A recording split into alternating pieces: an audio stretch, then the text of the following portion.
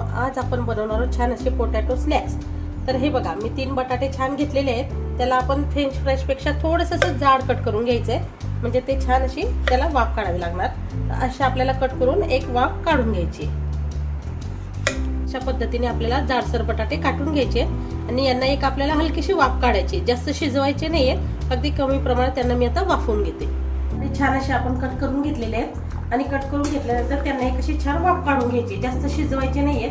आता हे मी गॅस बंद करून एक 5 मिनिटं गरम पाण्यात असेच ठेवणार आहे। पण हे बघा, आपले बटाटे जास्त शिजले पण नाही, कच्चे पण नाही, अशा परिस्थितीत आपल्याला ते करायचे आहेत। तर आता मी गॅस बंद करून त्यांना एक 5 मिनिटं गरम पाण्यामध्ये ठेवून देते। आपण छान असे अदर कच्चे हे बटाटे वाफवून घेतले, म्हणजे शिजलेले पण नाही आणि कच्चे पण नाही। त्यामध्ये आपण घालणार आहोत आता 2 चमचे कॉर्नफ्लॉवर।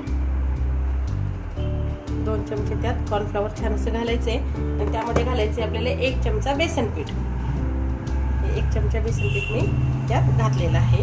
त्यामध्ये आपल्याला टाकायचे चवीनुसार मीठ। आपण सुरुवातीला मीठ टाकलेलं वाफवताना, त्यामुळे यात थोडं मीठ कमी घालायचंय आणि त्यामध्ये आपल्याला चिली फ्लेक्स किंवा लाल तिखट असं टाकायचे आणि हे छान असं मिक्स करून ते आपण तळून घ्यायचे। तर हे बघा, मी त्यावर थोडंसं लिंबू टाकते टेस्ट येण्यासाठी आणि थोडेसे असे लिंबू घालायचे, व्यवस्थित असं मिक्स करून घ्यायचं। मिक्स केल्यानंतर कडक तेलात आपण तळून घेऊया। तेल अगदी छान कडकडीत गरम करून घ्यायचे आणि त्यामध्ये आपण मिक्स केलेले बटाट्याचे फ्राय छान असे तळून घ्यायचे। अगदी कुरकुरीत होतात आणि छान तळले जातात। असे सर्व छान असे कडक तेलात तळून घ्यायचे आपल्याला। हे बघा, अगदी क्रिस्पी आणि क्रंची होतात, तेलकट होत नाहीत आणि छान असे खुसखुशीत त्यांना आपल्याला तळून घ्यायचे। आणि मग मी सर्व तळून घेते आणि तुम्हाला दाखवते।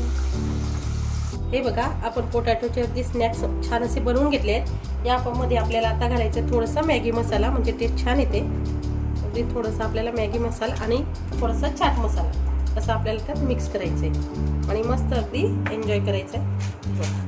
अगदी छान व्यवस्थित आवाज येतोय, कुरकुरीत झालेले, तेलकट अजिबात नाही आणि खायला पण खूप छान लागतात आणि अगदी लवकर तयार होतात। तर असे पोटॅटो स्नॅक्स नक्की बनवा, एन्जॉय करा आणि लाईक, शेअर, सबस्क्राईब करायला विसरू नका। Thank you so much, bye.